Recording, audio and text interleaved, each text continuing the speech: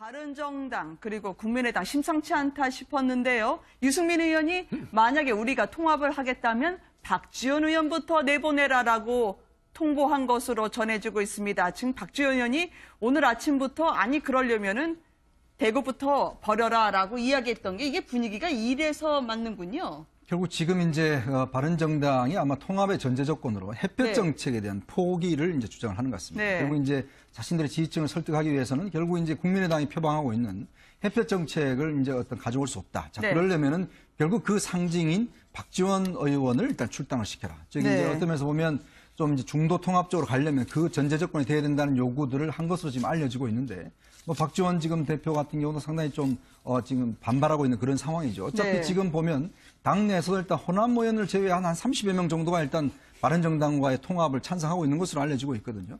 그렇다고 한다면 그 중간지대의 어떤 걸 모색하기 위해서 아마 안철수 대표가 처음으로 정치적 결단을 좀 하는 그런 과정이 아닌가 싶습니다. 그렇지만 이게 간단치만 않을 겁니다. 왜냐하면 실제로 지금 호남 같은 경우에 지금 사실 국민의당의 어떤 기반이 아니겠습니까? 그렇다면 호남의 배신을 과연 그럼 어떻게 할 것인지 그런 문제가 안철수 대표한테는 큰 과제가 아닐 수 없습니다. 계보로 친다면 다 작은 할아버지부터 먼저 내보내라는 것 같은데요. 자, 이르면 이번 주에 안철수, 유승민 의원이 만날 수도 있다라는 소식이 지금 계속 속속 전해지고 있습니다. 어떻게 봐야 될까요?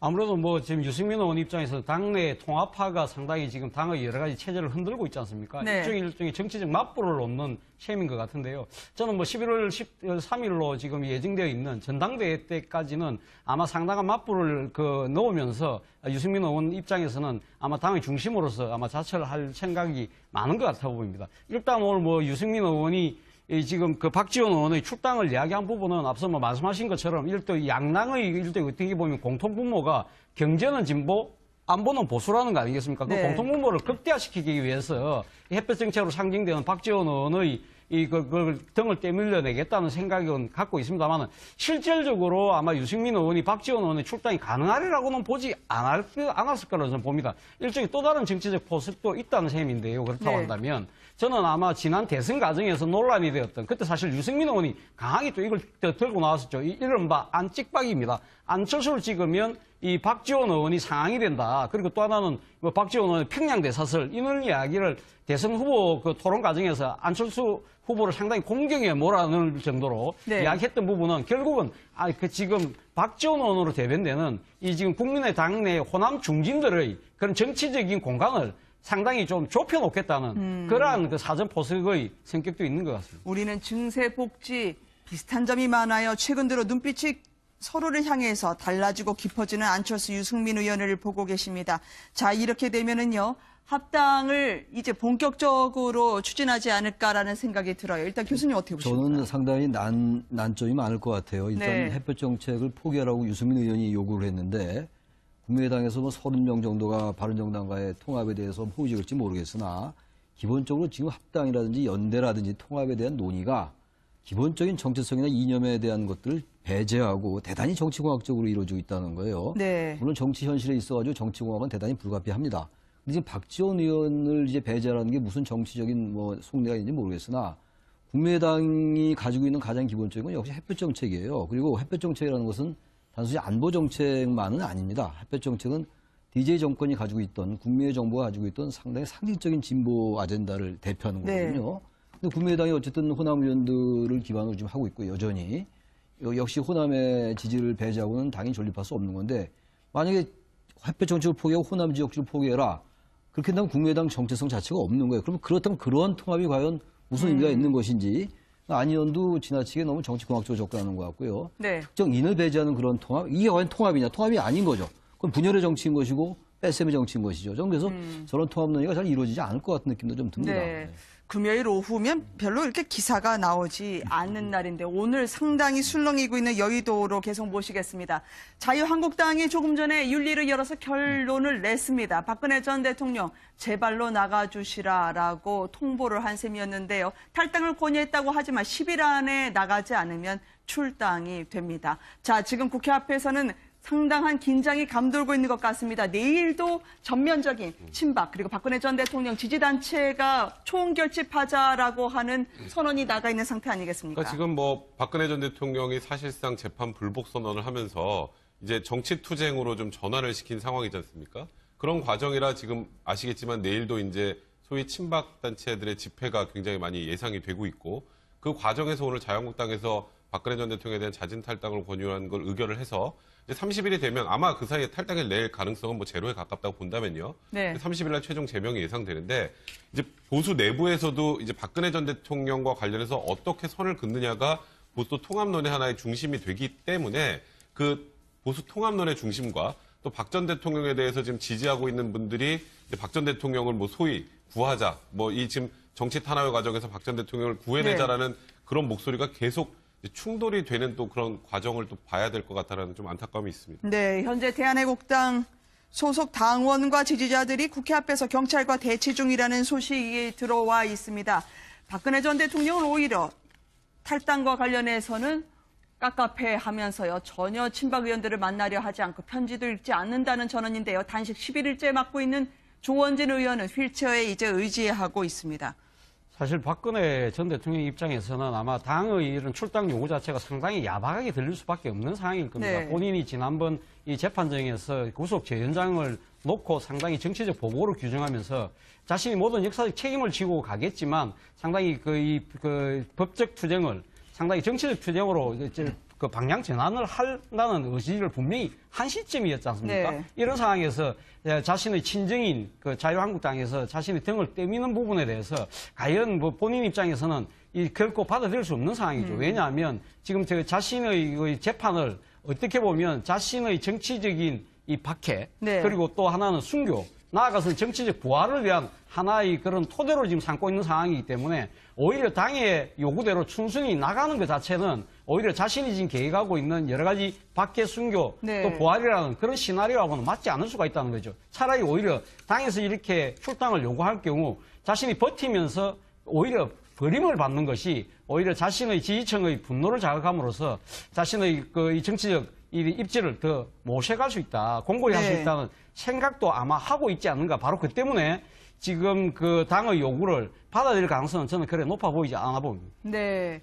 박근혜 전 대통령 이해할 수 없다라는 입장을 견지하면서요. 지금 유영하 변호사와의 만남은 지속하고 있는 것으로 전해지고 있습니다. 아니, 사임을 시켰는데 왜 계속 만나나요? 지금 이제 박근혜 전 대통령이 하고 있는 일이나 발언 이런 것들은요, 정말로 표현할 수 있는 언어가 부족한 것 같아요. 완전히 퇴행적이고 네. 수구적이라는 표현은 부족한 것 같습니다. 이게 지금 사법적 영역을 정치적 영역으로 끌고 들어와서 정치 투쟁, 앞서 뭐 최 교수가 설명해 주신 것처럼 정치 투쟁하면서 계속 자신을 이슈의 중심에 두고 있는 거 아니겠어요? 네. 그리고 어쨌든 지금 동정 여론은 뭐 가장 기본적인 것이고 정치 투쟁의 장으로 삼아서 일종의 이념 논쟁으로 가지고 가고 그리고 희생자 코스프레 또는 정치 탄압을 받는다는 식의 어떤 이런 인식을 줌으로써 어떤 지지자들을 결집시키는 아주 눈에 보이는 정치 공학적인 일들이거든요. 나중에 사면까지 염두에 두고 그리고 사법부를 사실 실질적으로 압박하는 이런 부분들인데 저는 지금 우리나라에서 벌어지는 저런 모습들이 과연 21세기의 대한민국이 맞는지 모르겠어요. 어떻게 저런 일들이 가능한지. 지금 헌법 절차에 따라서 그리고 여러 가지 혐의가 있고 지금 그 진행을 하고 있는 거잖아요. 사법적인 절차를. 네. 지금 완전히 지금 정치적으로 가면서 지금 이 자리에서 지금 저 얘기를 하고 있는 거 아니겠어요? 일정 부분 박근혜 전 대통령이나 박근혜 전 대통령 측근들의 생각은 어느 정도 성공하는 것 같아요. 어쨌든 그런 측면에서 유영하 변호사는 사임을 시켜놓고 또 유영하 변호사면서 이런 정치 전략을 논의하고 있다라고 볼 수밖에 없는 거겠죠. 네. 지금 박근혜 전 대통령을 위해서 우리가 뛴다라고 국제적으로 이런저런 일들을 하고 있다는 국제법률팀이라는 분들이요. 지금 나오는 얘기는 박 전 대통령을 만났는지 접촉했는지에 대해서는 그런 바 없다고 하면서 나오는 보도 종합해서 아마 유엔에 이야기를 한 것 같습니다. 유엔에서는 오히려 이거 개인적인 문제니까 우리가 집중적으로 다룰 생각이 없다고 얘기하는데 이게 웬 망신입니까? 그러니까 지금 이게 참 매매치 그룹이라는 데가 뭐 듣도 보도 못한 데가 지금 와서 뭐 박 전 대통령이 수임을 받았다 해서 박 전 대통령이 지금 현재 수용 생활에 대해서 뭐 반인권적이다 이렇게 주장을 하고 있는데 사실 좀 이해가 잘 안 됩니다. 왜냐하면 네. 사실은 지금 아무도 지금 어떤 면에서 보면 변호인이라고 한다면 누가 수임을 해야 될 거 아니겠습니까?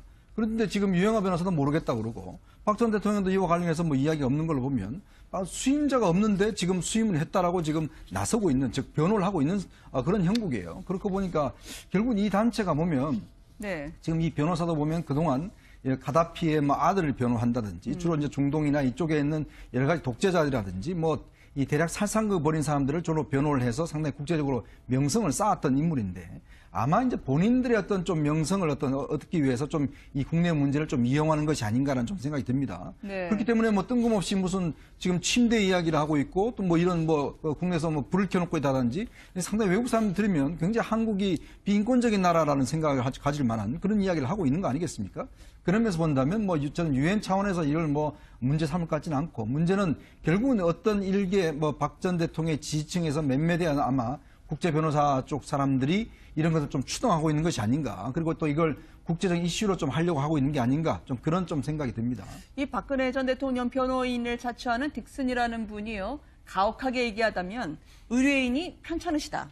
쓰러지실 것 같다라고 하는 이 건강을 내세워서 석방을 끌어내는 전문가라고 하던데요. 그래서 지금 가택연금 이것도 심상치 않게 계속 이야기를 하고 있거든요. 그러니까 아마 MH그룹이라는 건 변호사 사무실은 아닌 것 같고요. 아마 리걸 네네. 컨설팅 법률 자문하는 홍보대행하는 된 것으로 분들로 보이고 보여지죠. 거기에서 이제 영국에 있는 변호사에게 이 사건을 당신이 하라고 이제 지명했다 그런 이야기인데 물론 뭐 유엔 인권이사에서 개인의 무슨 인권 문제는 그것이 특별히 무슨 의미가 있지 않은 다루지 않거든요. 일반적인 인권을 다루기 때문에. 네. 그래서 뭐 저 그룹 MH그룹이라는 곳에서 뭐 유엔 인권이사에 뭐 그럼 보낼 수는 있겠죠. 지난번에 김평호 변호사도 유엔 뭐 고등 판무관에게 그걸 보낸 건 맞거든요. 근데 보냈다고 해서 의제가 되는 건 아닌데 다만 이제 저 사람들은 이제 일종의 비즈니스를 하는 거라고 봐야죠. 작년 네. 8월 달에 처음 그런 걸 홈페이지에 띄웠고 또 국내 또 신문에도 그런 걸 이제 광고도 내고 했거든요. 근데 그런 것이 이제 CNN 보도를 통해서 알려지니까 아이 뭐 뭔가 좀 움직이는가 보다 그 정도인 것이 실질적으로 뭐 국제사회에 미치는 영향은 별로 크지 않을 걸로 이제 추측이 됩니다. 그러니까 네. 박 전 대통령이 만약에 여기 관련돼 있으면 완전한 퍼펙트한 오판입니다, 이거는. 그러니까 지금 뭐 말씀하셨던 것처럼 뭐 건강을 내서 석방을 시키는 전문가라고 하는데 네. 이 사람이 우리나라에서 어떻게 뭐 박근혜 대통령의 보석을 끌어냅니까? 박 전 대통령이 실제로 구금 생활할 수 없는 정도의 건강 상태, 건강이 악화된 게 객관적으로 명백하지 않는 이상은 지금 현실적으로 보석이 불가능한 거고요. 또 딕슨 변호사가 하는 얘기가 일단은 이제 석방을 시킨 다음에 가택연금을 하면 건강을 네. 회복할 수 있을 거라고 하는데 우리나라에 가택연금이라는 제도가 없어요. 아, 네. 그러니까 우리나라에 있는 제도가 뭔지도 확인을 하지 않은 것 같고 거기다가 예를 들어서 건강 문제 아니면 또 지금 구금시설이 비인권적이라는 얘기를 하려면 최소한 와서 조사는 하고 가야죠. 그러니까 저희가 지금 이 얘기가 터지자마자 했던 내용들을 좀 종합해보면 오히려 네. 박 전 대통령은 전직 대통령에 대한 예우 차원에서 황제 뭐 지금 그 수감 논란이 일 정도로 일반 재소자에 비해서 굉장히 넓은 공간에 지금 현재 수감 생활을 하고 있고 네. 건강이 좀 안 좋다 해서 발가락이 안 좋았을 때 허리가 안 좋았을 때 병원도 직접 갔다는 건 우리 국민들이 다 알고 있습니다. 전혀 지금 현재 우리나라 국민들이 생각하는 것과 다른 내용들의 이런 내용의 얘기를 하는 건 우리나라 이 법적 절차에 대해서 저 네. 딕슨 변호사 사람도 뭘 알고 한 얘기인지 좀 이해가 안 가요. 일부러 알면서 저런 얘기를 하는 것인지 이슈를 자꾸 제기하기 위해서 정말 이해하기 어려운 상황입니다. 이 의뢰인하고 만나다 보면은 이렇게 박 전 대통령 지지자분들하고 좀 비슷하게 되시나 보죠. 화법이 점점 국내식으로 바뀌는 것 같아서 말이죠. 그러니까 또 MH그룹이 사실 컨설팅 업체라고도 말씀하셨잖아요. 네. 일종의 제가 뭐 정확히 모르겠습니다만 돈을 받고 저런 일을 하는 그런 대행 업체 같아요. 그러다 네. 보니까 자꾸 박근혜 전 대통령이 유리한 쪽으로 저런 얘기를 하니까 이해할 수 없는 거죠. 정상적인 보편적 상식 가지고요. 저 돈을 얼마나 줘야 되나요? 상당히 비쌀 것 같은데요. 왕실 변호사까지 거론되고 하는 분이던데. 꽤 줄 것으로 보이는데 뭐 박 전 대통령이 줬을 것 같지는 않고요. 아마 저 MH그룹이라는 거 주로 이제 미국의 뭐 그 LA 쪽에서 활동한다니까 거기에 있는 우리 뭐 교포들 중에 네. 박 대통령 지지자들이 변호사 비용을 줬을 가능성이 한 시간에 있죠. 그러면 얼마 정도 드려야 되는 거예요? 1,000만 원입니까? 그거는 뭐 정확하게 알 수는 없지만 네. 하여튼 굉장히 유명한 변호사라고 합니다. 아까 말씀하셨던 것처럼 왕실 변호사이고 네. 그 정도가 되려면 당연히 수임료는 많을 텐데 그 제가 보기에 이 수임료는 돈을 잘못 쓴 것 같네요. 이게 네. 별로 도움이 될 것 같지 않고 지금 말씀하셨던 것처럼 이게 박 전 대통령 측과 교감이 있는지 없는지는 알 수 없으나 일단 얘기가 나오는 건 그 당시에 네. 얼마 전에 우리 헌법재판소 탄핵 판결 과정에서 네. 그 김평호 변호사가 굉장히 많이 오르락내리락 했었지 않습니까? 김평호 변호사가 어쨌건 탄핵의 부당성을 미국에서도 교포사에 많이 알리고 있는 분이라고 하니 네. 김평호 변호사가 여기 개입하지 않았을까라고 추측을 하는 그런 보도들이 좀 나오는 상황입니다. 한 네. 수억 정도는 들지 않겠어요? 아니, 잘 그러니까 모르겠습니다. 어디서 났을까 참 궁금해요. 최순실 씨가 고문을 받았다면 원비어처럼 죽었을 것이다라고 얘기를 했는데 이제 강력한 단어로 다시 반박을 당하고 있습니다. 망둥어가 날뛰니 꼴뚜기가 뛴다. 이 국민의당에서 그리고 박지원 의원까지 합쳐서 공세에 나섰습니다. 오늘 출석하고 있는 최순실 씨를 보고 계시는데요. 이런 최순실을 모른다고 했던 우병우 전 수석은 이런저런 재판을 통해서 계속 화제가 되고 있습니다. 추명호 전 국장이 우병우 당시 수석에게 이석수 씨 사찰 내용을 보고를 하는데 이게 국가를 위해서 저렇게 우회전 직진, 운전사도 모르게 며느리도 모르는 바로 추국장의 행선지. 보통은 이제 국정원이 국가를 위해서 할 줄 알았더니 정적, 상대에 대해서 저렇게 긴밀하게 정보를 007 작전처럼 나눴네요. 그러니까 지금 이제 추명호 전 국장이 이제 일단 구속영장 기각이 됐습니다. 근데 네. 지금 이제 국정원 개혁위원회에서 나온 이야기들이나 이걸 종합해 보면 상시 그 당시에 국정원에서 사실 뭐 이석수 전 감찰관이라든지 이런 사람들의 개인적인 어떤 상황까지도 다 이제 추적을 해서 조홍천 의원과 그렇죠. 뭐 조홍천 의원과는 뭐 또 같은 함께 동기고 함께 동기고, 하숙했던 네. 그런 게 있고 그래서 하는 이런 일거수일투족을 사실 다 조사를 해서 보고를 직보를 한 것 같아요. 이제 그런 정황들이 지금 나타나고 있는데 이게 이제 뭐 좀 더 수사를 해봐야 되겠습니다만은 결국은 그동안 우리가 가져왔던 즉 우병우야 뭐 오른팔이다 이런 이야기 마찬가지로 결국 이제 추명호 전 국장이 국정원 내에서의 그 어떤 관련된 정보를 청와대에다 직보를 한 것이 아닌가. 즉 우병우 전 수석에 직보를 했고 네. 그리고 사실 지금 국정원 파일 속에 보면 당시에 최순실과 관련된 여러 가지 정황들의 첩보가 사실 있다는 거 아니겠습니까? 네. 즉 뭐냐면 당시에 그 첩보가 제대로 청와대에 보고만 됐더라도 사실 국정농단 사태를 막을 수 있었는데 결국 이 첩보들이 누구한테 갔느냐? 결국은 우병우 수석한테만 간 것이 아닌가. 그걸 또 자기 선에서 다 어떤 묻혀졌던 게 아닌가. 이런 것들이 나타나면서 결국은 추명호 전 국장이 어떤 역할이 주목이 되고 있는데 일단 지금 검찰에서는 아마 구속영장을 다시 청구를 할 것 같습니다. 그래서 아마 이 추명호 국장에 대한 수사가 좀 진행이 되면 당시 어떤 정보들 또 어떻게 사찰을 했는지 이런 부분도 좀 나타날 것 같습니다. 이 보도가 맞다면 우병우 전 수석은 솥바닥 안에 다 올려놓고 보고 있었다는 거겠네요. 일거수일투족을 말이죠. 그렇죠. 바로 그 때문에 아마 우병우 수석도 이번의 지금 추명호 전 국장의 보고로 인해서 본인이 아마 이 상당히 사법적 공경에 빠지는 그러한 아마 자충수가 될 가능성이 높다고 저는 봅니다. 사실 어떻게 네. 보면 뭐 본인 입장에서는 뭐 자신은 뭐 지시하지 않았다고 하지만 어쨌든 지시하지 않았다고 이야기할 가능성은 높지만 아마 그 지금 추명호 국장이 그 뭐 때문에 그럼 갖다 죽겠습니까? 사실 어떻게 보면 이 지금 그 우병우 전 수석 입장에서는 사실 그 특별감찰관이 하는 일이 대통령과 그 측근들의 비리를 감시 감독하는 거 아닙니까? 그런 부분에 대해서 본다고 한다면 어떻게 보면 감찰 대상이 어떻게 네. 보면 감찰 대상이 감찰하는 사람을 어떻게 사찰하는 그런 지금 말도 안 되는 일을 벌인 것이기 때문에 이 부분에 대해서는 사법적 단죄가 아마 필요할 것이 아닐까 하는 생각이 듭니다. 네. 네 분과 함께, 5분과 함께 청가 뜨거운 소식 정치 나눠봤습니다. 현안 짚어보겠습니다. 고성국 박사, 김남국 변호사 그리고 장원중 국제부장과 함께하겠습니다. 안녕하십니까? 어서 오십시오. 안녕하세요. 자, 먼저 장 부장. 예. 국민의당과 바른정당 역시 정당은 여론의 향배에 정말 민감하네요. 그렇죠. 급물살을 타고 있어요. 통합이. 기억해 보시면 불과 며칠 전까지만 하더라도 예. 보수통합 그래서 바른정당이 한국당. 자유한국당 쪽으로 예. 그러니까 그야말로 박근혜 전 대통령과의 결별만 적절하게 잘 이루어진다면 그쪽으로 통합되는 분위기였고 예. 그렇다면은 국민의당은 더불어민주당과 통합돼서 다시 양당 구도로 가는 게 아닌가? 예. 아마 정치에 관심이 있으신 대부분의 시청자는 그렇게 생각하시는데 불과 며칠 사이에 예. 분위기가 확 바뀌었습니다. 그 이유가 뭐 여론조사 결과 아닙니까? 예, 그때도 말씀하셨지만 비밀리에 했다 그러나 모두가 알게 된 그 국민의당의 여론조사에서 보니까 생각보다 국민들이 가운데 중간에 제3의 당이 있는 게 좋겠다. 예. 그런 당이 하나쯤 있는 게 좋겠다는 여론이 예상보다 많이 나왔던. 그래서 그렇다면 소위 양당에 특히 국민의당도 그렇지만 바른정당엔 자강파란 게 있지 않습니까? 그렇죠. 사람 이름을 얘기하면 유승민 의원이 이제 대표가 될 수 있는 간판이 예. 될 수 있는 자강파가 있었고 예. 국민의당에도 안철수 전 대표 같은 경우는 사실은 국민의당이 가운데 소위 극중주의란 말까지 중주의란 말을 썼죠. 그렇게 가운데에서 제3세력을 원했던 두 세력이 지금 우리가 그럼 합치면 되겠다. 근데 그게 여론의 지지를 생각보다 많이 타고 있는 그런 상황이라고 예. 될 것 같습니다. 안철수 대표가 굉장히 적극적이다 이런 느낌을 들어요. 그래서 그 소위 비밀리했으나 누구나 알게 된 그 여론조사도 아니, 여론조사라는 게 사실 예. 전화를 하기 때문에 그게 비밀일 수가 없지 않습니까? 그러니까요. 예, 근데 비밀 하여튼 여론조사를 아마 했는데도 공개를 불구하고 안 하겠다는 뭐 전제였겠지만 결국은 뭐 누구의 의도였는지 공개가 됐고 심지어 그게 어떻게 예. 보면 국민의당이 바른정당에 보여내는 러브콜이었다는 뭐 그런 진단을 내놓는 분까지 계시니까요. 예. 어쨌든 안철수 대표는 극중주의라는 말까지 써가면서 양당 체제가 아닌 제3당 그리고 다당제의 중심이 되겠다. 그런 의지가 강하니까 당연히 지금 이 흐름에 예. 안색하고 있는 게 어떻게 보면은 자연스러울 수 있습니다. 자, 유승민 의원은 어제요. 바른정당과 한국당에서 동참할 의원들이 있을 것 같다. 이런 얘기까지 했거든요. 현실적으로 한국당에서 나와서 바른정당과 국민의당 통합하는데 함께할 의원들이 있을까요? 뭐 있을 수도 있습니다. 지금 우리 정당들은 다 뭐 계급 정당이 아니고 대중 정당입니다.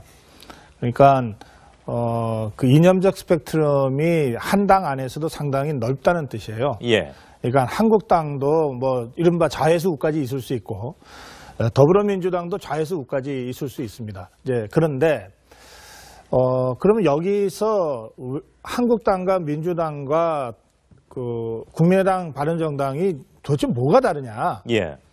그러면 중요한 몇 가지 정책에 있어서 다룰 수 있어요. 안보 정책에 있어서, 대북 정책에 있어서, 그렇죠. 또는 복지 정책에 있어서. 거기에 더해서 지난 1년간의 우리 정당 정치에서 결정적으로 달랐던 것 중에 하나가 패권 정치에 대한 입장입니다. 예. 그러니까 국민의당은 더불어민주당이 이른바 친문 패권주의로 운영되고 있으니 그거를 혁파하자고 했다가 요구가 실행되지 않아서 나온 정당입니다. 바른정당은 친박 패권주의를 청산하자고 요구했다가 안 돼서 나온 겁니다. 그리고 두 당이 박근혜 전 대통령의 탄핵과 관련해서는 공동보조를 취했잖아요. 그러니까 적어도 이런 그 반패권 새정치라고 하는 점에서는 바른정당과 국민의당은 입장이 같고 그리고 그걸 행동으로 했던 정당들이에요. 그런 점에서 함께 할 수 있는 공통분모가 생각보다 많습니다.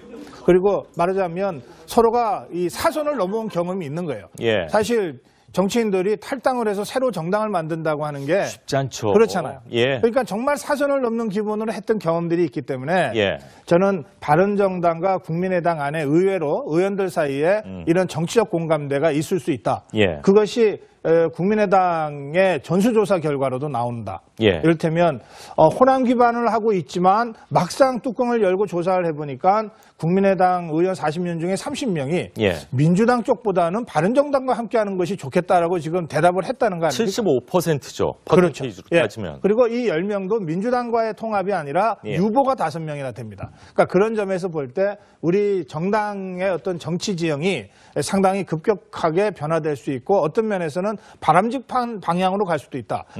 한쪽에 진보정당, 한쪽에 보수정당, 그리고 중도 지향하는 그리고 비교적 좀 세가 좀 있는 이런 정당, 지지율이 좀 있는 정당 이렇게 지금 4당 체제가 좀 더 안정적인 3당 구조로 전환이 될 수도 있겠다. 이런 흐름들을 좀 보고 있습니다. 예, 뭐 사실 그동안 야 3당 모두 소속 의원들 간에요. 이념과 성향 차이뿐만이 아니라 이 지역별 특성이 있기 때문에 통합하기가 현실적으로는 물론 지금 급물살을 타고 있지만 현실적으로는 쉽지 않을 것이다. 이런 전망도 많이 나오거든요. 네. 어떻게 보시는지요? 이제 앞서 박사님께서 말씀을 해주신 대로 정당에 소속되어 있는 의원들의 어떤 이념적인 어떤 성향 차이가 굉장히 다르다라는 점을 지적을 해주셨는데요. 예. 사실 다르다라는 점은 정당을 달리할 수 있다라는 점을 이야기를 하지만 또 모이는 사람들끼리는 다른 점 이외에 공통점을 좀 가지고 있어야 된다라고 생각이 됩니다. 그렇죠. 그렇다라고 한다면 이념적인 어떤 성향을 넘어서서 어떤 정책적인 사안에 대해서 같은 방향으로 판단을 할 수 있는 그 기준이 바로 서 있어야 된다라고 보이는데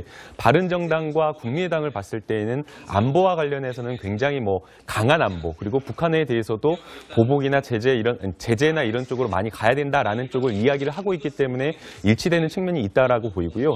경제와 관련해서는 자유한국당과 바른정당의 그 차이를 보여주는 점이 있는데 사실 복지와 관련해서도 복지나 경제와 관련해서도 바른정당과 국민의당이 굉장히 뭔가 확장이라든가 바른정당과 조금 더 복지를 확대해야 된다라는 여러 가지 어떤 이런 이야기를 하고 있기 때문에 사실상 공통점도 굉장히 크다라고 보입니다. 예. 이런 것은 어떻게 보면 의원들 사이에 가지고 있는 어떤 정치적인 이념적인 어떤 성향 판단일 수도 있지만 저는 이런 것이 바탕에 깔려 있는 것은 결국에는 국민들이 가지고 있는 성향의 차이라고 보입니다. 실제 여론조사를 하게 되면 예. 중도다라고 이야기를 하는 사람들이 꼭 한 20%에서 30%, 적어도 한 20% 정도 나와 있는데 사실은 이러한 어떤 중도가 어디로 가야 될지를 몰랐던 경우가 굉장히 많았습니다. 그래서 이제 대선이라든가 총선 때는 그 당시의 어떤 정치적 지형이라든지 그 당시에 가지고 있었던 어떤 가치라든지 중요한 어떤 정책적인 판단에 따라서 여러 가지 진보냐 보수 쪽으로 이렇게 쏠림 현상에 따라서 투표를 하는 경향이 있었는데요. 예. 만약 이번에 바른정당과 국민의당이 정말 중도 보수를 아우를 수 있는 정당으로 탄생한다라고 한다면 다당 체제가 현재로서는 사실상 다당 체제가 자리 잡지 못해서 도대체 국민의당과 바른정당이 어떤 역할을 하느냐라는 어떤 국민적인 어떤 의문이 있었는데 예. 만약 이번에 두 정당이 합쳐져서 상당히 규모 있는 의석수를 가지고 간다라고 한다면 정말 국민들이 원하는 다당 체제, 힘 있는 다당 체제, 국민들이 원하는 정책적 의견을 반영할 수 있는 그런 어떤 구조, 정당 구조가 생길 수 있다라는 생각이 듭니다. 만약에 이렇게 될 경우에 예. 아까 이제 앵커께서 질문하셨는데 예. 그렇게 해서 중도 신당이 나오면 예. 더불어민주당에서 갈 의원은 없을 거예요. 그거는 여당에서 야당 간다는 뜻이니까. 그것도 더 어렵네요. 예, 그거는 예. 더 어려울 겁니다. 그런데 한국당에서 이 중도 신당으로 갈 의원들을 저는 상당히 있을 수 있다 생각합니다. 우선 예. 아니 친박이 예. 일정 부분 잘 청산이 되더라도 갈 의원이 되더라도 있다. 그렇습니다. 왜냐하면 그보다 더 중요한 게 예. 정치적 대의 명분이고 미래니까요. 예. 바른정당을 했다가 한국당으로 돌아간 사람이 13명이잖아요. 예. 이 사람들 중에 상당수는 우리가 왜 돌아왔나 아마 싶을 거예요. 또 박근혜 전 대통령 탄핵 당시에 찬성했던 의원들 중에 30여 명은 아예 바른정당으로 안 가고 한국당에 남아 있었습니다. 그렇죠. 그러니까 이 예. 사람들은 바른정당과 생각이 크게 다르지 않은 거예요. 사실은 예. 여러 가지 이유 때문에 탈당을 못했을 뿐이지. 그러니까 이런 사람들이 오히려 그러니까 한국당은 바른정당을 흡수하려고 했지만 예. 오히려 한국당이 중도신당이 떴을 때는 상당한 이탈이 또는 집단적인 이 당적 전환이 중도신당 쪽으로 오히려 갈 가능성도 없지 않아 있습니다. 예, 한 번 사선을 넘은 사람은 또 한 번 넘을 가능성도 또 있지 않을까 뭐 그런 생각도 드는데 이런 통합 움직임에 가장 거세게 반발하는 쪽이 바로 국민의당 호남계 의원입니다. 박지원 전 대표 같은 경우는 뭐 음모론적으로 진행되고 있다 이렇게 날을 세우고 있네요. 예, 굉장히 날을 세우고 있습니다. 예. 아시겠지만 국민의당은 안철수와 또 안철수의 그 사람들 플러스 호남계 의원들. 그게 간판은 박지원 전 대표라고 볼 수 그렇죠. 있는데 박지원 전 대표는 지금 가장 중요한 게 정체성이다. 어제 라디오 인터뷰에서. 왜냐하면 유승민 의원 같은 경우가 가장 내세우는 게 안보는 굉장히 보수적으로 해야 된다. 안보는 엄중하게 해야 된다는 그런 취지이기 때문에 햇볕 정책 예. 포기해야 된다. 그리고 호남 위주의 정책도 버려야 된다. 이 두 가지 조건은 그런데 김대중 전 대통령을 모시고 비서실장을 했던 박지원 의원 입장에서는 포기하기 어려운 가치이고 정체성이거든요. 그래서 그 부분이 사실은 가장 예민한 갈등의 전선이 될 텐데 예. 이 부분을 앞으로 어떻게 풀어낼지 혹시 못 풀지 이게 아마 이제 소위 중도 신당이 제대로 탄생하느냐 다시 한번 중간에 좀 발목에 걸리느냐의 중요한 승부처가 될 것 같습니다. 그렇군요. 예. 사실 뭐 두 당이요 꼭 통합이 되지 않더라도 논의 자체만으로도 사실 손해볼 건 전혀 없고 두 당의 뭐 존재감이라고 할까요? 이런 걸 확실히 보여주는 지금 시간 아닌가요? 예, 이미 한국당이나 더불어민주당에서 나오는 뉴스보다는 예. 이 3당, 4당이 만들어내는 뉴스가 정치면을 지금 다 차지할 정도로 국정감사보다는 오히려 야 두 당, 그렇죠. 작은 두 당 쪽에 포커스가 맞춰지는 게 사실입니다. 그렇습니다. 거기에다가 안철수 대표나 유승민 의원은 지난번 대선에서도 어쨌든 후보로 뛰었고 그것도 상당히 유력한 후보로 뛰었고 그리고 차기 대선 2022년에 예. 대통령 선거가 있을 때도 다시 도전할 가능성이 매우 높은 사람들로 지금 간주되고 있잖아요. 그러니까 이 주요한 잠재적 대권 주자들이 주도해서 움직이고 있는 판이기 때문에 이 부분에 대해서는 언론이 관심을 갖는 건 너무나 당연합니다. 그리고 조금 전에 이제 이 햇볕 정책과 호남 얘기가 나왔는데 저는 두 번째 호남 부분은요 정말 좀 그렇게 됐으면 좋겠습니다. 지금 우리 정치가 수십 년간 영남 패권주의, 호남 패권주의라고 하는 지역 패권주의에 발목이 잡혀왔잖아요. 예. 그런데 어쨌든 이걸 넘어서야 우리 정치가 앞으로 나가지 않겠습니까? 만약에 국민의당이 호남에 상당한 기반을 갖고 있다면 예. 국민의당도 차제에 호남이 아니라 대한민국을 기반으로 하는 국민정당으로 발전해야죠. 예. 바른정당도 현실적으로는 뭐 유승민 의원부터 TK 지역구를 갖고 있지만 그래서 보수 TK 지역에 신경을 안 쓸 수 없잖아요, 현실적으로. 예. 그러나 바른정당도 차제에 이 영남이라고 하는 이런 어떤 지역 구도를 넘어서는 대한민국 정당으로 가야죠. 예. 그런데 이걸 가지고 정체성이다 뭐다라고 얘기하는 것은 그야말로 전 태행제라 생각합니다. 예. 다만 햇볕 정책과 관련해서는 여러 가지로 좀 심각하게 검토해야 될 부분이 양당 사이에 있다. 그리고 사실 이거는 더불어민주당의 문제이기도 합니다. 생각해 보십시오. 노무현 정부가 김대중 정부를 개성했지만 예. 이 문제와 관련해서 특검이 있었지 않습니까? 그리고 그 과정에서 박지원 의원이 구속까지 되지 않았습니까? 그리고 그 때문에 문재인 대통령이 후보 시절 내내 고생하지 않았습니까? 이 얘기는 뭐냐면 햇볕 정책이나 그 평화 번영 정책과 관련해서도 김대중 정부 세력과 노무현 정부 세력 사이에 상당한 입장 차이가 있었다는 뜻이거든요. 예. 그러면 지금은 없느냐? 마치 없는 것처럼 하지만 그렇지 않은 것 같아요. 그러니까 이것은 꼭 국민의당, 바른정당만의 문제가 아니라 사당 모두가 이 문제에 관해서는 입장을 다시 정립할 필요가 있는 이슈라고 저는 생각합니다. 예, 국민의당, 바른정당의 통합 논의 과연 어떻게 진행될지 계속 지켜보도록 하고요.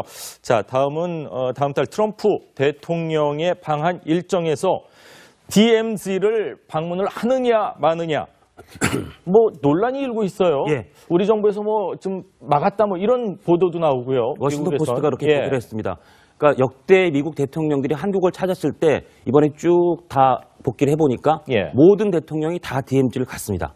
딱 안 간 대통령이 아버지 부시 대통령이었는데 예. 그 아버지 부시 대통령은 부통령 시절에 한국을 방문했을 때 이미 DMZ를 갔었습니다. 그러니까 사실상 미국의 현직 대통령이 한국을 찾았을 때는 거의 예외 없이 DMZ를 갔었고 미국 현직 대통령이 DMZ를 간다는 그 자체, 그 이벤트 자체가 갖는 의미가 매우 큰데 예. 트럼프 대통령은 이번에 DMZ 가는 백악관은 가고 싶어 하는데 예.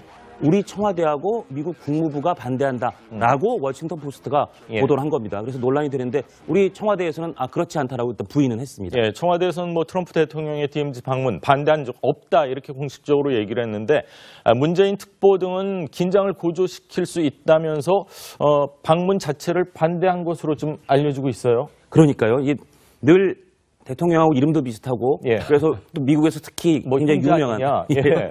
유명한 그 영어를 또 워낙 잘하시니까 문정인 특보가 이제 우리 외교 안보 현안 관련해서 늘 좀 이슈의 중심에 서 계신데 이번에도 문정인 특보 등이 그 워싱턴 포스트에 보면은 청와대가 반대하는 이유가 예. 가면 또 긴장이 고조될 수 있다. 예. 이런데 그런 이야기를 한 인사가 문정인 특보가 아니냐 그런 관측이 나오고 있습니다만 뭐 이것도 아직 확인된 건 아닙니다. 예. 자, 그런데 미국 정부 뭐 트럼프 대통령이 DMZ를 방문하겠다 이렇게 했을 때 우리 정부가 막을 수는 없지 않을까요? 막을 수 있을까요? 완전히 막는다라는 것은 불가능하겠지만 그러나 우리 정부 측에서는 사실은 한미 그 트럼프 대통령이 그냥 오는 게 아니라 실무 방문이 아니라 국빈 방문을 하는 것이기 때문에 어떠한 의미를 부여하는가, 어떤 일정을 짜는가는 굉장히 중요한 문제이기 때문에 일정에 대한 의견을 제시하는 방법으로 조율을 할 수는 있다라고 보입니다. 예. 사실 이 부분과 관련해서 뭐 청와대가 반대를 했다, 반대하지 않았다라는 이런 이야기를 여러 가지 이야기가 오고 가고 있는데 저는 이제 과거의 어떤 것을 그대로 똑같이 받아들여서 과거에 미국 대통령이 방문했기 때문에 이번에도 역시 DMZ를 트럼프 대통령이 방문해야 된다 그렇게 생각하지는 않습니다.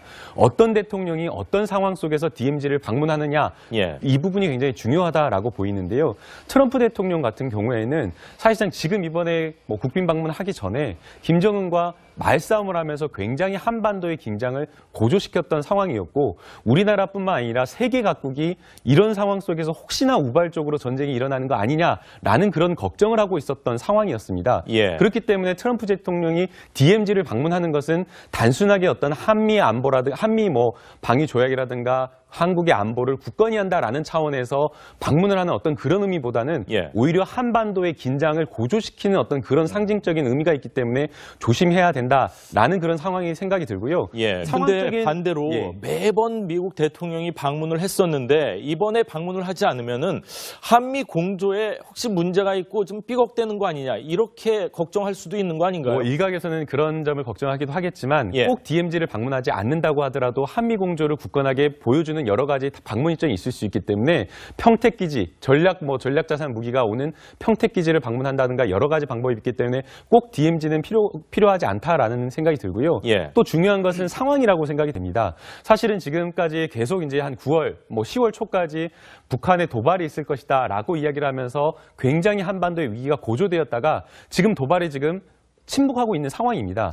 이런 상황 속에서 또 DMZ를 방문했다가 또 북한의 어떤 모호 증가를 유발을 한다라고 한다면 더 문제가 되기 때문에 상황과 어떤 대통령이 방문하느냐 이것을 고려해서 저는 DMZ 방문을 조금 신중하게 고민하는 게 필요해 보입니다. 고 박사님은 거기에 별로 동의하시는 표정이 아닌 것 같은데요.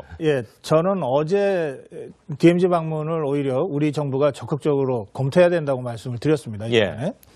여러 가지로 지금 우리가 좀 짚어봐야 될 대목들이 있는데 우선 우리가 1박 2일 하게 된 것이 트럼프가 아베랑 골프 치는 것 때문에 그렇게 된 것 같아요. 지금 보도를 보면 지금 아베하고 트럼프가 골프 치기로 돼 있지 않습니까? 그러니까 골프 치느라고 한 7, 8시간을 일본에서 써야 되니까 우리나라에 2박 3일을 원래 해야 되는데 1박 2일로 줄은 것 같아요. 그러니까 굉장히 기분이 나쁩니다. 그리고 왜 우리 외교가 이거밖에 안 되나 이런 생각을 다시 한번 하게 됐고요. 진짜 걱정이 많습니다. 자, 그런 상태에서 그러나 기왕에 1박 2일로 결정됐다면 의전은 그렇다 치더라도 내실 있게 우리가 메시지는 줘야 되지 않냐. 그래서 제가 정 안 되면 DMZ 방문이라도 우리 대통령과 트럼프 대통령이 함께하는 DMZ 방문이라도 해야 된다. 제가 이렇게 말씀드렸습니다. 미국 대통령이 혼자 DMZ 방문하는 건 너무나 당연한 일입니다. 안 가면 뉴스가 돼요. 미국 대통령은 언제 어디를 방문하든지 간에 자기 군대의 최전선을 방문하는 것이 관례입니다.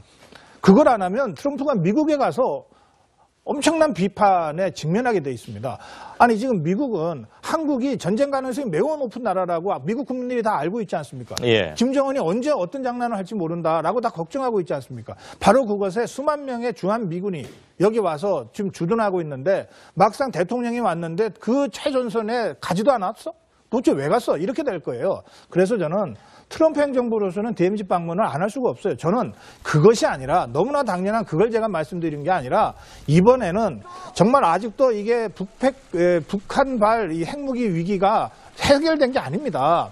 이런 상태에서는 우리 대통령과 미국 대통령이 DMZ에 대해서 공동으로 성명을 하는 정도 수준까지는 가야 된다. 제가 그렇게 말씀드린 건데 그것이 아니라 미국 대통령의 DMZ 가는 것이 이렇게 논란이 되고 있다면 그리고 만약에 전 사실이 정말 아니라고 생각합니다. 청와대 말은 믿고 싶습니다만 대통령 안보특보가 반대해서 뭘 이게 무산이 되는 거라고 하면 이거는 정말 심각한 한미 간의 균열로 이어질 수도 있고 북한이나 중국으로 하여금 오판하게 만들 수 있습니다. 아 이거 한미 관계 이제 거의 다 끝났구나. 우리가 충분히 그 틈을 파고들 수 있겠구나. 코리아 패싱 시키고 북한이 미국하고 바로 뭘 협상을 해도 전혀 문제가 없겠구나. 라고 오판하면 그 책임을 어떻게 질 겁니까? 그런 점에서 저는 트럼프 대통령의 DMZ 방문은 이건 필수 조건으로 우리가 관철시켜야 될 일이 됐다. 이제는 더 이상 양보할 수 없게 됐다. 그렇게 생각합니다. 네, 트럼프 대통령의 방안을 통해서 한미 공조의 균열이 전혀 없음을 보여줬으면 하는 바람입니다. 자, 두 분 말씀 오늘 여기까지 듣겠습니다. 감사합니다.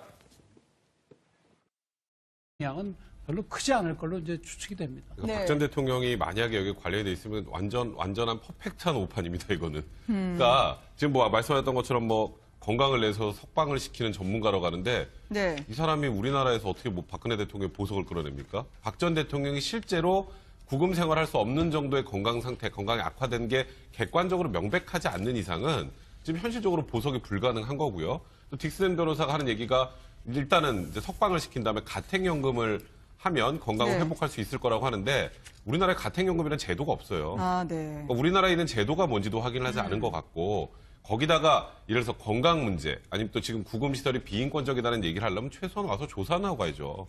그러니까 저희가 지금 이 얘기가 터지자마자 했던 내용들을 좀 종합해보면 오히려 박 전 대통령은 전직 대통령에 대한 예우 차원에서 황제 뭐 지금 그 수감 논란이 일 정도로 일반 재소자에 비해서 굉장히 넓은 공간에 지금 현재 수감 생활을 하고 있고 네. 건강이 좀 안 좋다 해서 발가락이 안 좋았을 때, 허리가 안 좋았을 때 병원도 직접 갔다는 건 우리 국민들이 다 알고 있습니다. 전혀 지금 현재 우리나라 국민들이 생각하는 것과 다른 내용들의 이런 내용의 얘기를 하는 건 우리나라 이 법적 절차에 대해서 저 네. 뒷심 변호사 사람도 뭘 알고 한 얘기인지 좀 이해가 안 가요. 일부러 알면서 저런 얘기를 하는 것인지 이슈를 자꾸 제기하기 위해서 정말 이해하기 어려운 상황입니다. 이 의뢰인하고 만나다 보면은 이렇게 박 전 대통령 지지자분들과 좀 비슷하게 되시나 보죠. 화법이 점점 국내식으로 바뀌는 것 같아서 말이죠.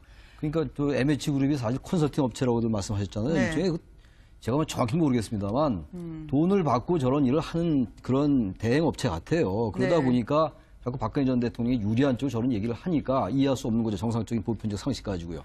저 돈을 얼마나 줘야 되나요? 상당히 비쌀 것 같은데요. 왕실 변호사까지 거론되고 하는 분이던데. 꽤 줄 것으로 보이는데 뭐 박 전 대통령이 줬을 것 같지는 않고요. 아마 저 MH그룹이라는 거에 주로 이제 미국의 뭐 그 LA 쪽에서 활동한다니까 거기에 있는 우리 뭐 교포들 중에 네. 박 대통령 지지자들이 변호사 비용을 줬을 가능성이 한 시간에 있죠. 그러면 얼마 정도 드려야 되는 거예요? 1,000만 원 됩니까? 그거는 뭐 정확하게 알 수는 없지만 네. 하여튼 굉장히 유명한 변호사라고 합니다. 아까 말씀하셨던 것처럼 왕실 변호사이고 네. 그 정도가 되려면 당연히 수임료는 많을 텐데 그 제가 보기에 이 수임료는 돈을 잘못 쓴 것 같네요. 이게 네. 별로 도움이 될 것 같지 않고 지금 말씀하셨던 것처럼 이게 박 전 대통령 측과 교감이 있는지 없는지는 알 수 없으나 일단 얘기가 나오는 건 그 당시에 네. 얼마 전에 우리 헌법재판소 탄핵 판결 과정에서 네. 그 김평호 변호사가 굉장히 많이 오르락내리락 했었지 않습니까? 김평호 변호사가 어쨌건 탄핵의 부당성을 미국에서도 교포사에 많이 알리고 있는 분이라고 하니 네. 김평호 변호사가 여기 개입하지 않았을까라고 추측을 하는 그런 보도들이 좀 나오는 한 상황입니다. 수억 정도는 들지 않겠어요? 아니, 잘 그러니까 모르겠습니다. 어디서 났을까 참 궁금해요. 네. 최순실 씨가 고문을 받았다면 원비 바른정당 그리고 국민의당 심상치 않다 싶었는데요. 유승민 의원이 만약에 우리가 통합을 하겠다면 박지원 의원부터 내보내라라고 통보한 것으로 전해지고 있습니다. 지금 박지원 의원이 오늘 아침부터 아니 그러려면은 대구부터 버려라라고 이야기했던 게 이게 분위기가 이래서 맞는군요. 결국 지금 이제 바른정당이 아마 통합의 전제 조건으로 햇볕 네. 정책에 대한 포기를 이제 주장을 하는 것 같습니다. 네. 결국 이제 자신들의 지지층을 설득하기 위해서는 결국 이제 국민의당이 표방하고 있는 햇볕 정책을 이제 어떤 가져올 수 없다. 자, 네. 그러려면은 결국 그 상징인 박지원 의원을 일단 출당을 시켜라. 즉 네. 이제 어떤 면에서 보면 좀 이제 중도 통합 쪽으로 가려면 그 전제 조건이 돼야 된다는 요구들을 한 것으로 지금 알려지고 있는데 뭐 박지원 지금 대표 같은 경우도 상당히 좀 지금 반발하고 있는 그런 상황이죠. 어차피 네. 지금 보면 당내에서도 일단 호남 의원을 제외한 한 30여 명 정도가 일단 바른정당과의 통합을 찬성하고 있는 것으로 알려지고 있거든요. 그렇다고 한다면 그 중간지대의 어떤 걸 모색하기 위해서 아마 안철수 대표가 처음으로 정치적 결단을 좀 하는 그런 과정이 아닌가 싶습니다. 그렇지만 이게 간단치만 않을 겁니다. 왜냐하면 네. 실제로 지금 호남 같은 경우에 지금 사실 국민의당의 어떤 기반이 아니겠습니까? 그렇다면 호남의 배신을 과연 그럼 어떻게 할 것인지 그런 문제가 안철수 대표한테는 큰 과제가 아닐 수 없습니다. 계보로 친다면 다 작은 할아버지부터 먼저 내보내라는 것 같은데요. 자, 이르면 이번 주에 안철수 유승민 의원이 만날 수도 있다라는 소식이 지금 계속 속속 전해지고 있습니다. 어떻게 봐야 될까요? 아무래도 뭐 지금 유승민 의원 입장에서 당내 통합파가 상당히 지금 당의 여러 가지 체제를 흔들고 있지 않습니까? 네. 일종의 정치적 맞불을 놓는 셈인 것 같은데요. 저는 뭐 11월 13일로 지금 예정되어 있는 전당대회 때까지는 아마 상당한 맞불을 넣으면서 유승민 의원 입장에서는 아마 당의 중심으로서 아마 자처를 할 생각이 많은 것 같아 보입니다. 일단 오늘 뭐 유승민 의원이 지금 그 박지원 의원의 출당을 이야기한 부분은 앞서 뭐 말씀하신 것처럼 양당의 어떻게 보면 공통분모가 경제는 진보, 안보는 보수라는 거 아니겠습니까? 네. 그 공통분모를 극대화시키기 위해서 햇볕 정책으로 상징되는 박지원 의원의 그걸 등을 떼밀려내겠다는 생각은 갖고 있습니다만 실질적으로 아마 유승민 의원이 박지원 의원의 출당이 가능하리라고는 보지 않았을 거라고 저는 봅니다. 일종의 또 다른 정치적 포석도 있다는 셈인데요. 그렇다고 네. 한다면 저는 아마 지난 대선 과정에서 논란이 되었던 그때 사실 유승민 의원이 강하게 또 이걸 들고 나왔었죠. 이른바 안찍박입니다. 안철수를 찍으면 이 박지원 의원이 상황이 된다. 그리고 또 하나는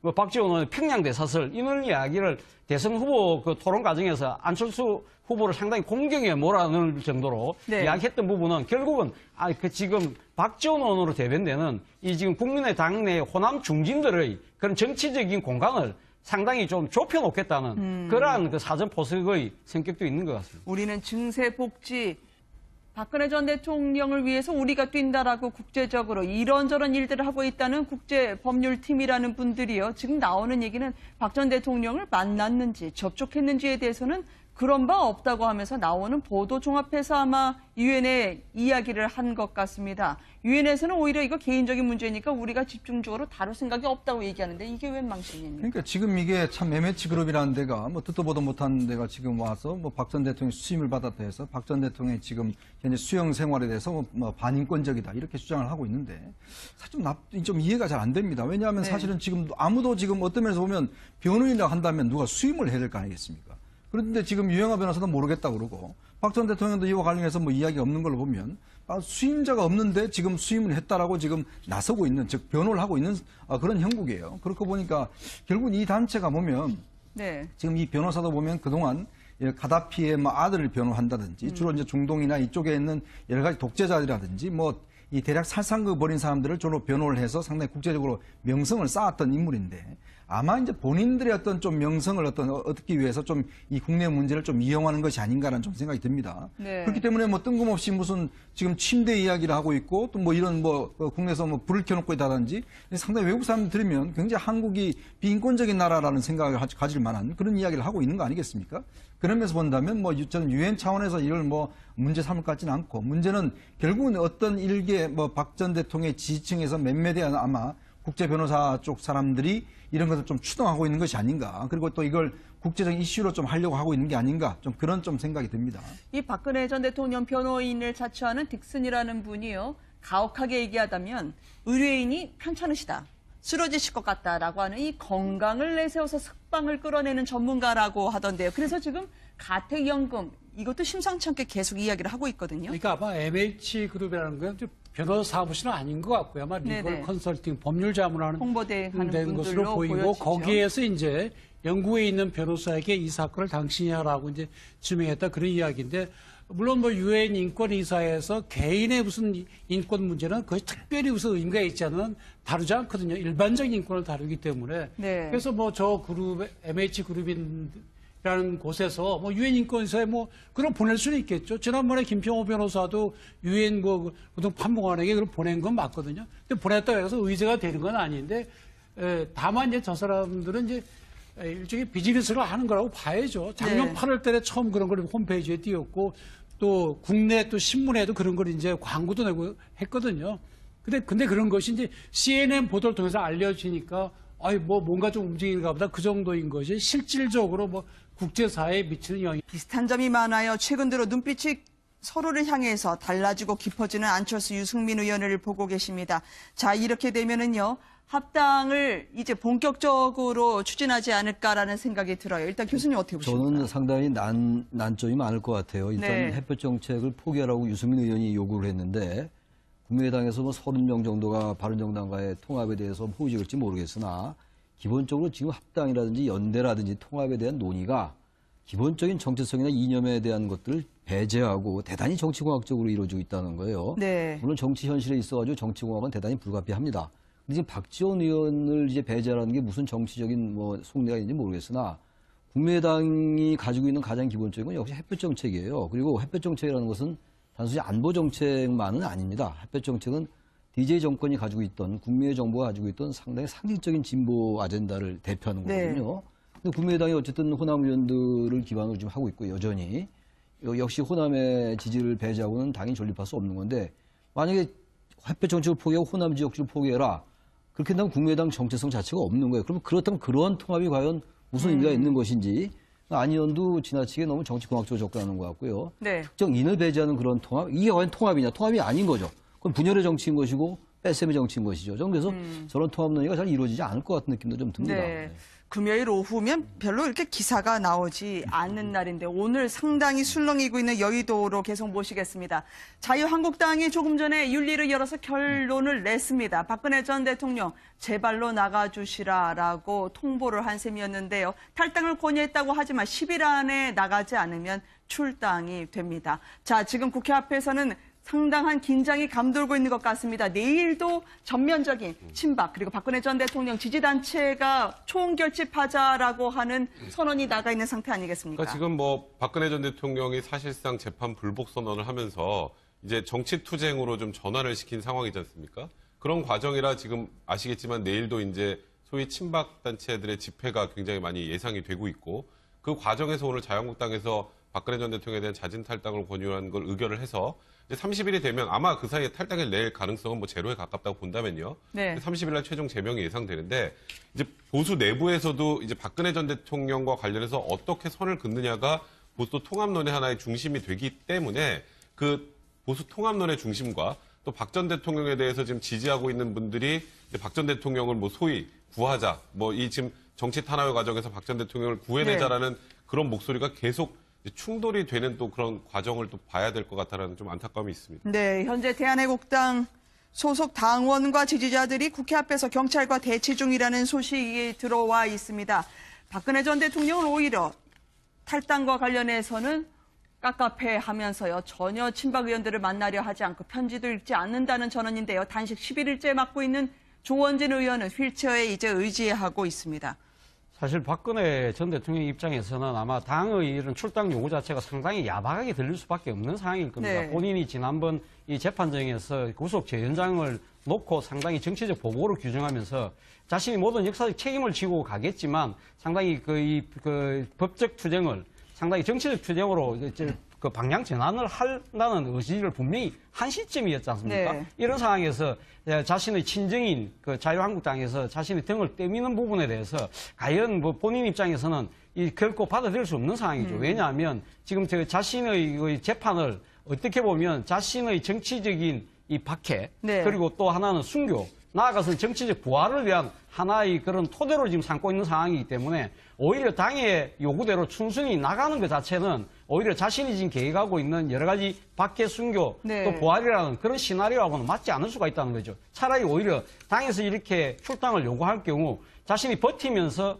오히려 버림을 받는 것이 오히려 자신의 지지층의 분노를 자극함으로써 자신의 이 정치적 입지를 더 모셔갈 수 있다, 공고히 할 수 네. 있다는 생각도 아마 하고 있지 않는가. 바로 그 때문에 지금 그 당의 요구를 받아들일 가능성은 저는 그래 높아 보이지 않아 봅니다. 네. 박근혜 전 대통령 이해할 수 없다라는 입장을 견지하면서요. 지금 유영하 변호사와의 만남은 지속하고 있는 것으로 전해지고 있습니다.